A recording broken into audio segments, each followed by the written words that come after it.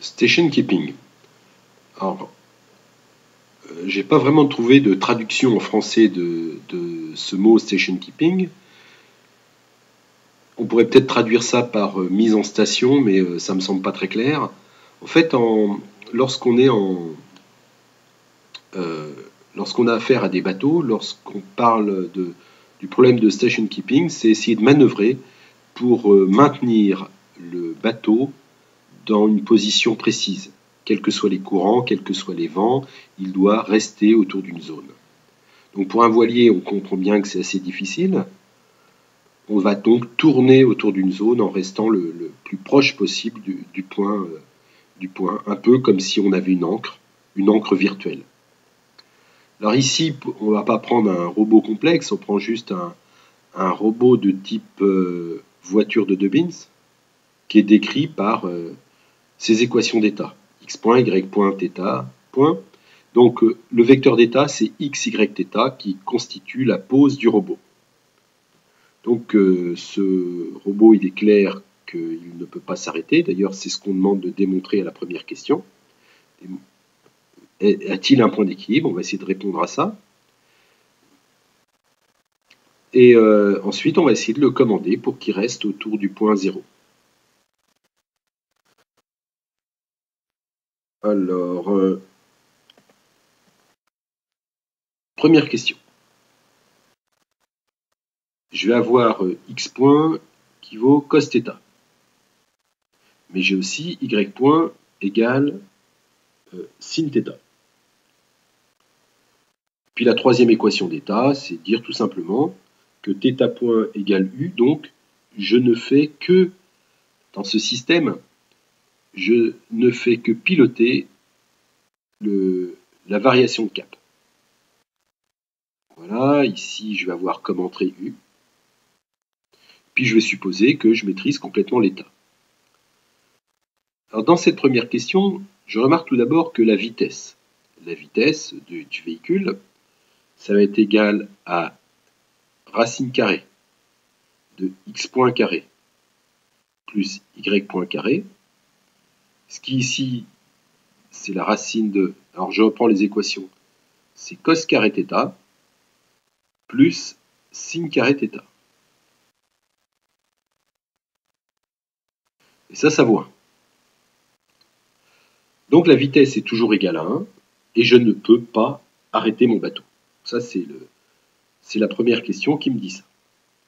Donc on peut voir ça comme, alors je vais peut-être dessiner un petit peu, le robot, le voilà, on représente par un triangle, il a un cap θ, il va avoir pour coordonnées comme ça x et y, qui correspond au centre du robot. Et il ne peut jamais s'arrêter, et je veux le maintenir autour de ce point-là. Donc on comprend la difficulté, je veux le faire tourner autour de ce point-là. Alors la première chose qu'on vous demande de faire, c'est la deuxième question, donc je reprends la deuxième question.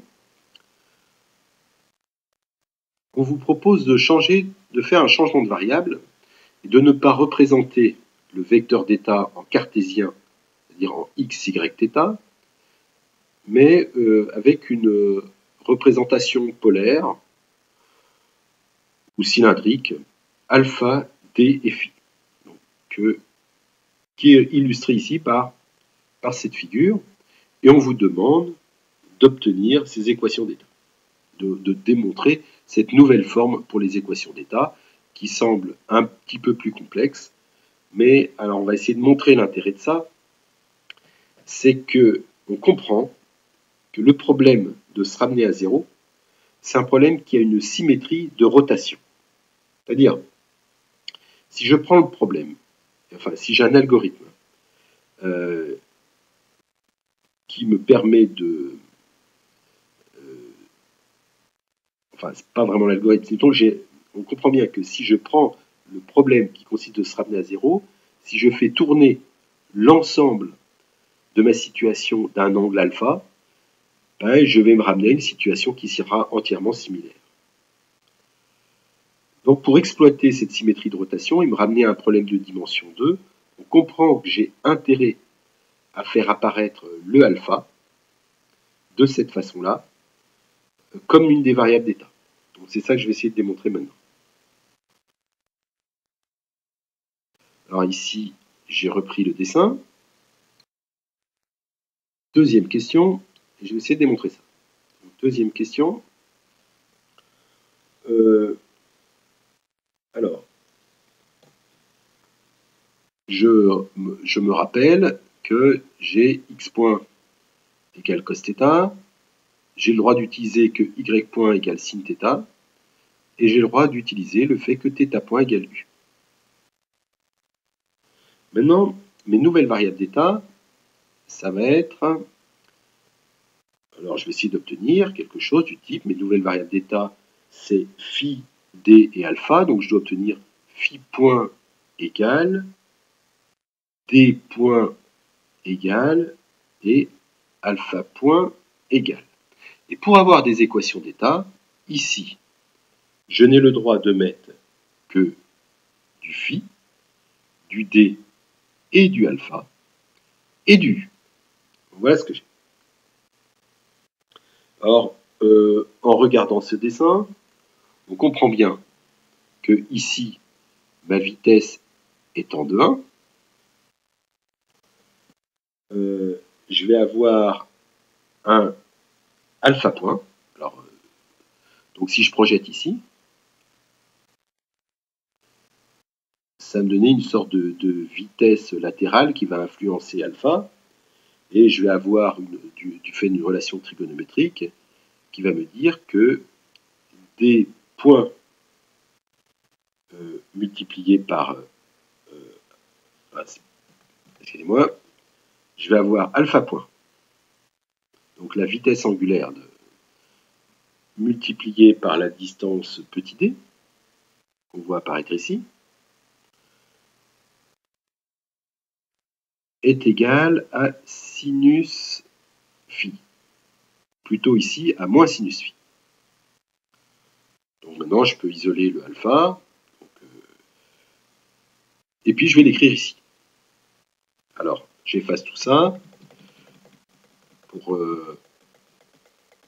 Je viens de démontrer à l'instant que... Alors, je l'écris ici, ce que je viens de démontrer. C'est moins sinus de phi divisé par d. Voilà.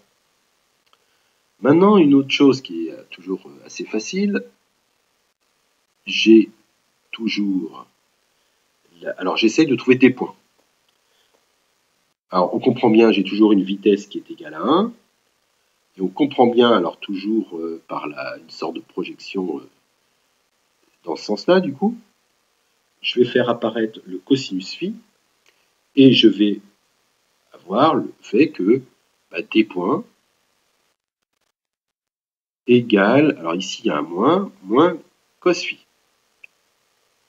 Voilà, je vais le réécrire ici, donc j'efface tout ça pour retrouver mon dessin propre.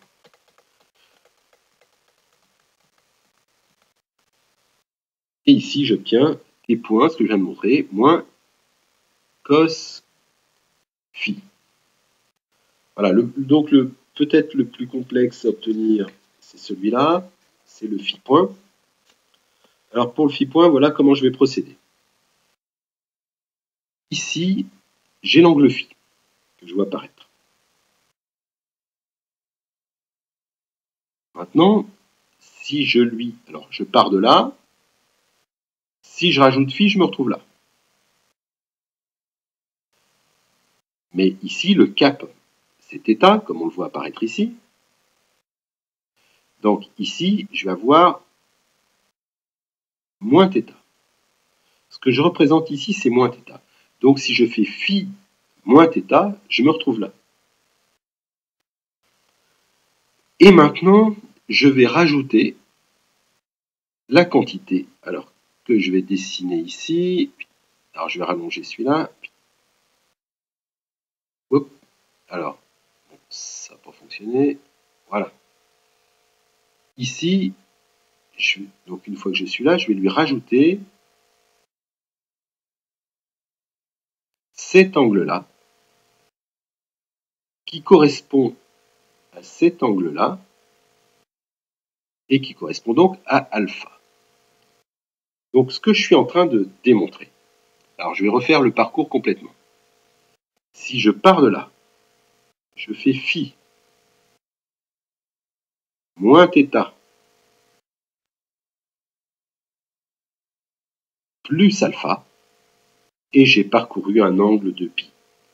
Donc, phi moins θ plus alpha égale pi. Maintenant, je vais dériver tout ça. Alors, j'obtiens que, puis je passe les deux autres de l'autre côté, j'obtiens donc que phi point est égal, alors le θ, je passe de l'autre côté.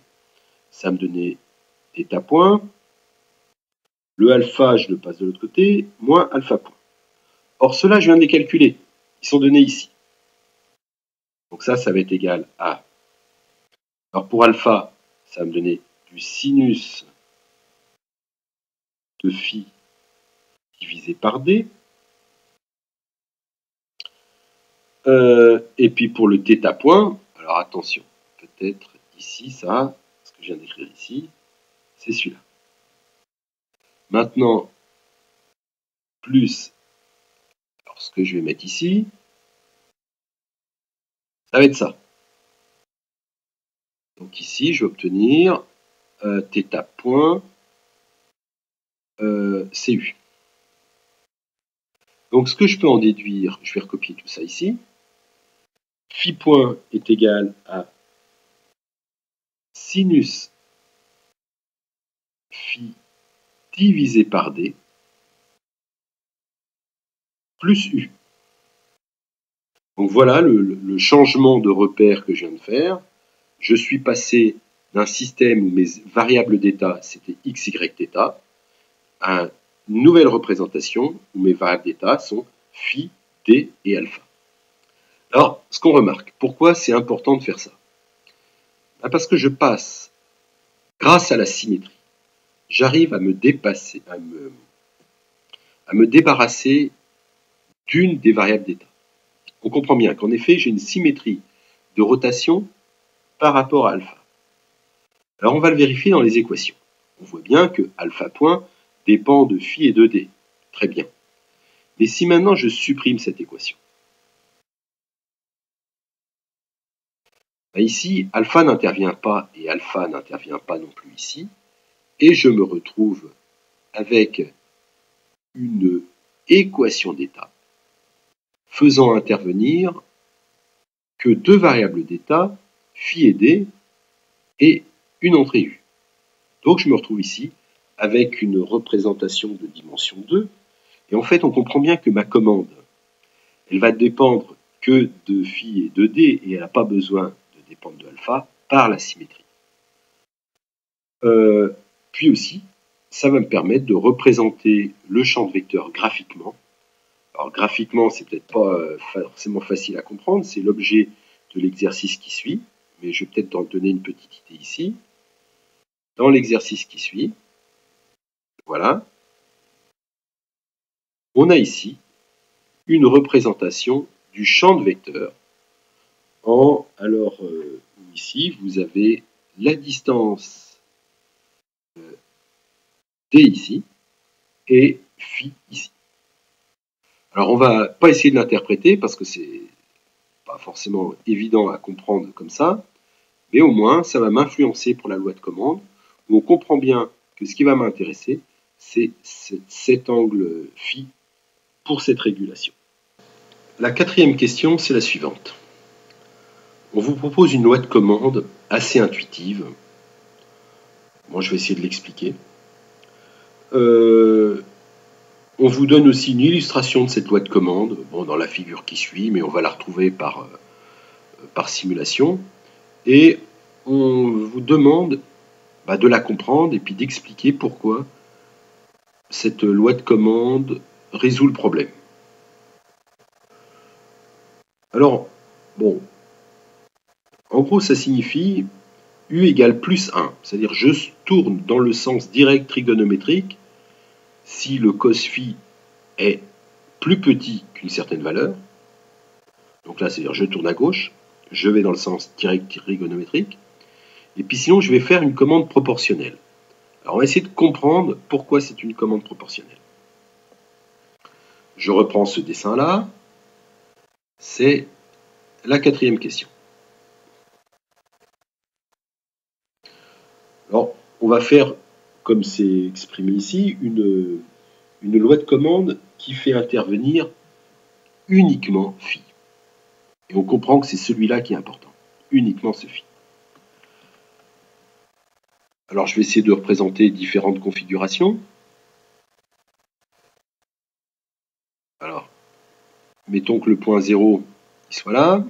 Alors, je vais j'en dessine plusieurs axes comme ça.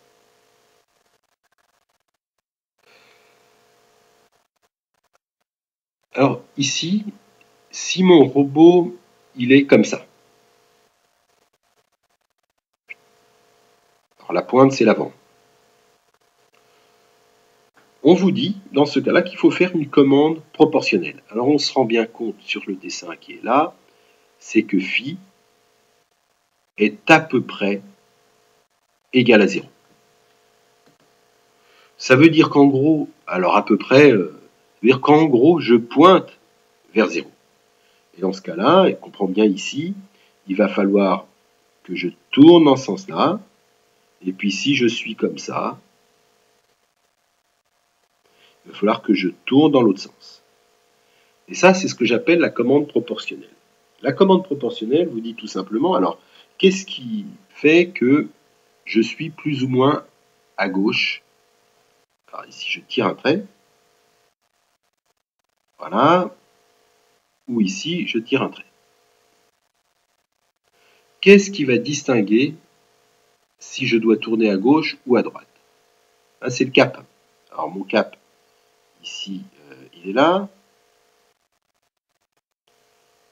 Et puis ici, ce que je vois apparaître dans cette grandeur-là, c'est-à-dire la différence entre le cap et ce pointage. Alors le pointage ici, ça correspondait à mon angle alpha. Ce que je vois apparaître ici, l'angle qui est en noir, c'est l'angle phi. Ici, de la même façon, j'avais mon cap qui était là. Et ce qui apparaît ici, là, c'est l'angle phi. Donc, la commande proportionnelle vous dit tout simplement, on aurait envie d'écrire que dans ce contexte-là, U, ça va être égal à une constante, bon, une commande proportionnelle, K fois phi. Or, du fait du problème du modulo 2pi, en gros, ce qui va nous intéresser, c'est de savoir si on est à gauche ou à droite. On n'a pas intérêt à utiliser le phi directement, à le faire passer par une fonction trigonométrique. Donc ici, je ne vais pas mettre, je vais mettre tout simplement sin de phi. En effet, ce qui me permet de dire si je suis à gauche ou à droite, c'est tout simplement donc le sens, comme l'angle est petit là, ça va correspondre à la valeur du sinus.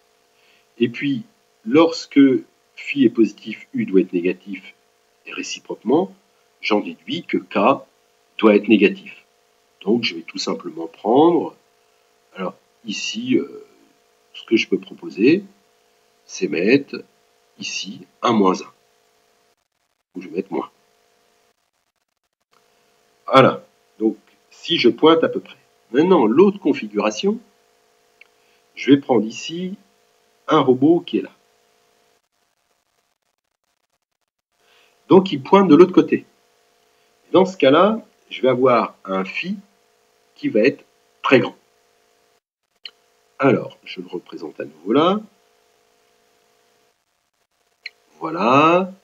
Ensuite, je vais avoir mon cap qui est là. Et l'angle phi, alors je vais toujours le représenter en noir. Il est représenté, c'est à peu près la situation qu'il a. Il est très grand. Donc dans ces cas-là, la logique, elle est imaginons que je pourrais appliquer la même chose qu'ici. Mais on va voir la singularité suivante qui va faire que, ici, je vais exactement de l'autre côté, le sinus va être nul, et puis en gros, d'un côté, je vais décider de tourner à droite, mais je vais avoir une petite vague qui va me le mettre à gauche, enfin un petit bruit qui va me le mettre à gauche, et puis il va se trouver, bien sûr, dans un équilibre instable, il va mettre un certain temps avant de tourner à gauche ou à droite. En plus, il va tourner tout doucement parce que le sinus, il sera quasiment nul. Donc, j'ai pas intérêt à appliquer ça.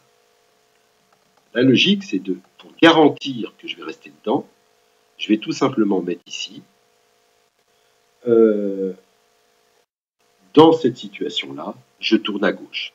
Donc, U égale à 1. Donc, si je pointe à l'opposé, qu'est-ce que ça veut dire pointer à l'opposé? Ça veut dire qu'en gros, le cosinus de phi, alors je vais avoir ici, le cosinus de phi va être égal, en gros, à moins 1. Ou, tout simplement, je peux dire que, alors, réfléchis, oui, c'est bien le cosinus qui vaut moins 1 parce que j'ai le cosinus de pi.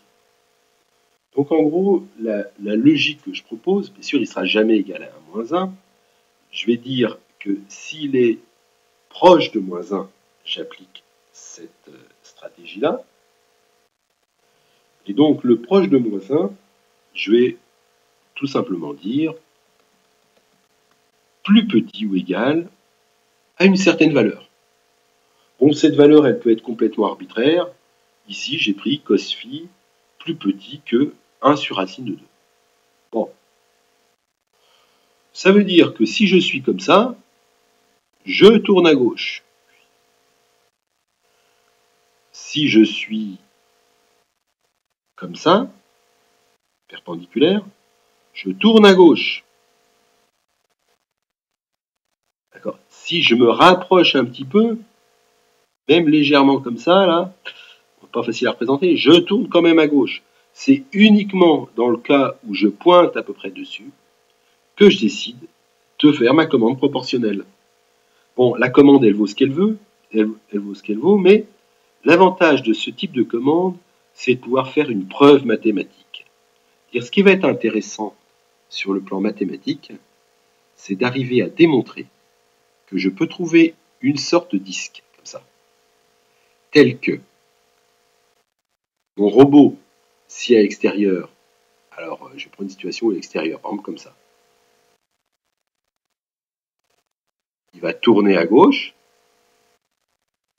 il va rentrer dedans, s'approcher de 0, et ensuite, je veux garantir que ma loi de commande va être telle que je ne sortirai jamais de ce cercle. En effet, en robotique, si on veut avoir des systèmes entièrement autonomes qui se positionnent dans des endroits où il y a des bateaux, où il y a des humains, il va falloir que j'ai une preuve mathématique qu'il n'y aura jamais de problème. Donc, on ne cherche pas une loi de commande qui se comporte forcément le mieux en termes de temps, en termes d'énergie, etc. Mais ce qu'on va demander avant, c'est d'avoir une loi de commande qui me permette de faire des preuves mathématiques pour pouvoir garantir que je n'aurai jamais de problème. Parce que le jour où il y a un problème, ben, c'est le robot qui va avoir tort, et puis si j'ai vendu des milliers de robots, il va falloir que je les retire de la circulation. Voilà.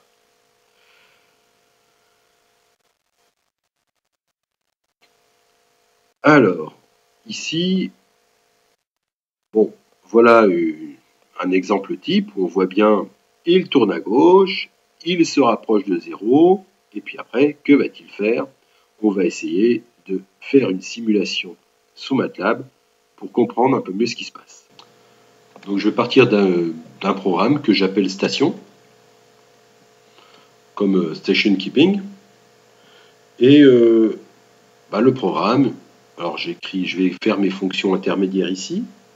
Par exemple, je vais faire ma fonction d'évolution, function x dot égale f de x virgule u, end. Bon, après, je vais probablement faire aussi une fonction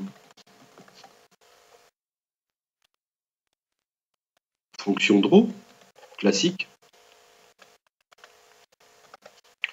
Je vais probablement passer x, passer u, peu importe. Et puis ici, je vais faire ma formule de l'air. Je vais faire mon initialisation, init, pour qu'il me mette grand écran. Je vais faire x, l'état initial. L'état initial, je vais mettre le 15, bon, peu importe. Hein. 20, en tout cas, il ne faut pas que je le mette en 0, pour au moins vérifier qu'il s'en approche. Donc, je mets un peu n'importe quoi ici. Je vais mettre un dt qui vaut 0,1, c'est mon pas d'échantillonnage. Et puis, je vais faire une boucle for t égale 0 de point dt de point. Alors, je vais jusqu'à 10 secondes, par exemple. Et ici, je vais faire ma boucle de l'air. Alors, la boucle de l'air, ça va être en gros de la forme suivante. Je vais faire u égale. Ça, c'est mon contrôleur qui va me le donner. Alors, pour commencer, je peux par exemple le faire tourner légèrement dans le sens direct trigonométrique. Donc, je vais mettre 0,1. Avant de mettre le régulateur, je vais faire un draw de x virgule u. Et puis ici, la boucle de l'air, x égale x plus dt multiplié par f de x virgule u. Voilà la boucle de l'air. Bon, puis je peux rajouter un bruit ici, un bruit, alors tout petit hein, pour commencer. Bon, multiplié par random gaussien. 3 lignes, une colonne, parce que mon vecteur est dimension 3. Donc, souvent, en simulation, on rajoute un bruit pour vérifier la robustesse de la loi de commande. Alors, une fois que j'ai ça, comment ça va se passer? Je vais créer ma fonction d'évolution. Ma fonction d'évolution, c'est x point égale. Alors, je rappelle ici, c'est cos θ.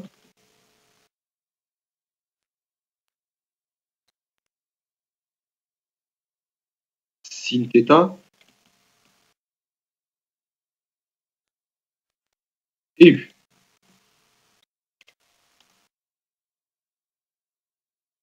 Voilà. Alors, pour ma fonction draw, même que je puisse voir quelque chose, j'efface l'écran, CLF. Je vais faire un axis pour régler les échelles. Alors, l'environnement, bon, je vais mettre moins 30, 30 pour x, moins 30, 30 pour y. Axis de square pour éviter les déformations. Hold on. Voilà, pour qu'ils puissent tout superposer. Ici, je vais peut-être mettre un draw circle, même s'il n'intervient pas. C'est juste pour tracer un cercle, pour vérifier que donner un peu les échelles. Puisqu'il doit rester, c'est par exemple le cercle objectif, je veux que le robot reste dans ce cercle. Je vais lui donner un rayon de 10, une couleur rouge. Alors ici, je peux faire un draw tank. Alors draw tank, tout ça, c'est des fonctions que j'ai ici. Hein. File open. Si je fais alors draw tank, voilà, il me dessine un robot de type char. Donc je les ai dans la bibliothèque. Alors je vais faire un draw tank de X et puis je mets la couleur. Alors la couleur, je vais l'appeler col pour l'instant, comme color, et puis je vais varier la commande. Pourquoi? Parce que U, on a bien compris que ma loi de commande me mettait soit du plus 1, soit du moins 1. Donc j'aimerais bien pouvoir le visualiser. Je vais mettre ici if U égale 1, donc je mets 2 égale. Alors, col égale blue. C'est une chaîne de caractères qui sera interprétée, donc. Else col égale green. Pareil, entre cotes. Bon, pour l'instant, ça ne va pas faire grand-chose puisque je n'ai pas fait le contrôleur. Je le ferai après, je vérifie que tout fonctionne.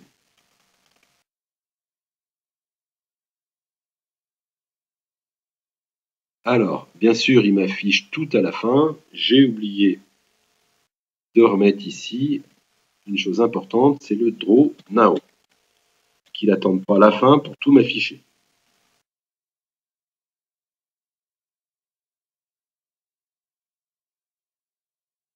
Alors, là, il m'affiche un peu... Oui. Donc, en effet, ici, il me faut un point-virgule. D'où l'erreur. Bon, je le lance. Voilà, il tourne légèrement à gauche, comme je pouvais m'y attendre. Je vais donc pouvoir mettre maintenant ma loi de commande. Je vais mettre ici une nouvelle fonction, function u égale, alors c'est mon contrôleur, contrôle de x.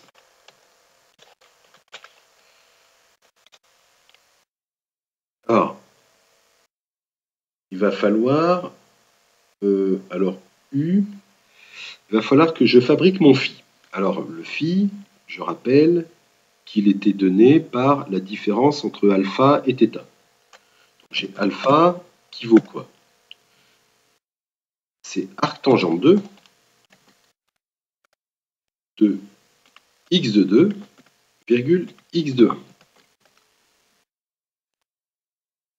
Donc ça, je peux le voir directement sur le dessin que j'avais tout à l'heure ici. Alpha, c'est bien l'angle correspondant à ce vecteur qu'on voit ici. Et donc, moi, j'essaye de fabriquer phi. Phi qui vaut pi plus alpha, pi moins alpha plus θ. Donc, je vais essayer de recopier cette ligne-là.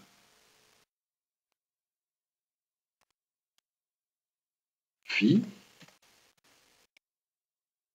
pi, plus θ, moins alpha. Maintenant, je vais avoir un if. Alors, j'avais... alors, je crois que j'avais un cos phi.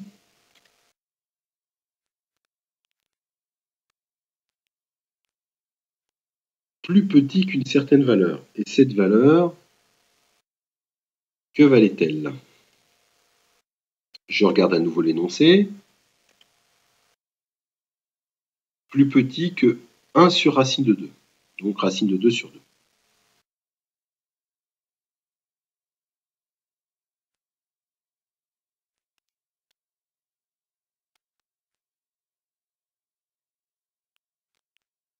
Alors dans ce cas-là, je vais prendre u égale 1. Sinon, je fais la commande proportionnelle. Donc là, ça veut dire je tourne dans le sens direct. Else u égale moins sin de phi.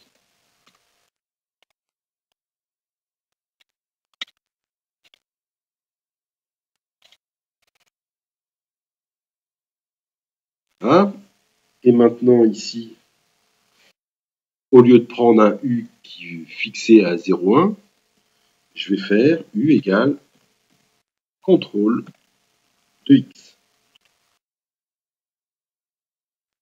Je lance. Donc on a bien vu qu'il a fait demi-tour. Alors là, on va... Il n'a pas duré assez longtemps. La simulation n'a pas duré assez longtemps. Je vais prendre par exemple une cinquantaine de secondes. Il fait demi-tour. Alors là, le demi-tour est un peu serré. Puis il arrive au centre, hop, il fait demi-tour, voilà. Bon, on voit pas trop bien ce qu'il fait. Je vais peut-être augmenter sa vitesse pour limiter son rayon de courbure. On verra peut-être un peu mieux ce qui se passe. Alors pour augmenter sa vitesse, c'est simple. Je vais faire ici 5 fois. C'est-à-dire je mets une vitesse égale à 5. Donc ça va bien sûr m'augmenter le rayon de courbure. Et puis,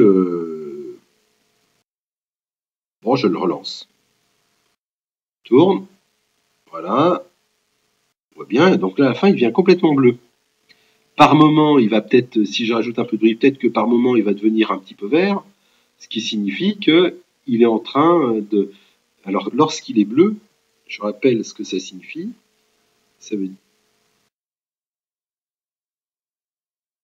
Alors, lorsqu'il est bleu, ça signifie que U égale moins 1, ça veut dire donc que l'angle phi est assez grand, donc il est en train de tourner à gauche. Tout cas, ce qu'on remarque, c'est que, alors je vais peut-être prendre une simulation un peu plus longue, même si je rajoute un peu de bruit, alors je vais mettre 0,3, peu importe, je vais mettre une 100. Voilà, on remarque qu'il reste à peu près dans le cercle. Donc il a beau avoir une certaine vitesse, il trouve une configuration qui le maintient dans le cercle. Alors il peut bouger dans le cercle. D'ailleurs, je me demande s'il ne bouge pas un petit peu. Par moment, eh ben, il va repasser en vert, il va changer de stratégie en tout cas.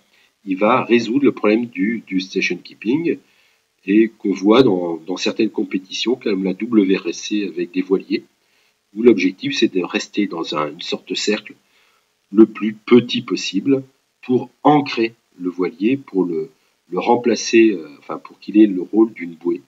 Sauf qu'il ne dispose pas de chaîne, c'est juste par son algorithme qu'il permet de rester dans une position. Il y a aussi la possibilité pour le voilier d'œuvrer, alors dans le cas d'un voilier, de rester comme ça dans une zone, de tournoyer dans une zone, pour aussi recharger ses batteries en utilisant sa voile comme d'une éolienne, c'est-à-dire que lorsque le vent s'engouffre dans la voile, on peut s'arranger pour tirer une génératrice et en profiter pour recharger les batteries.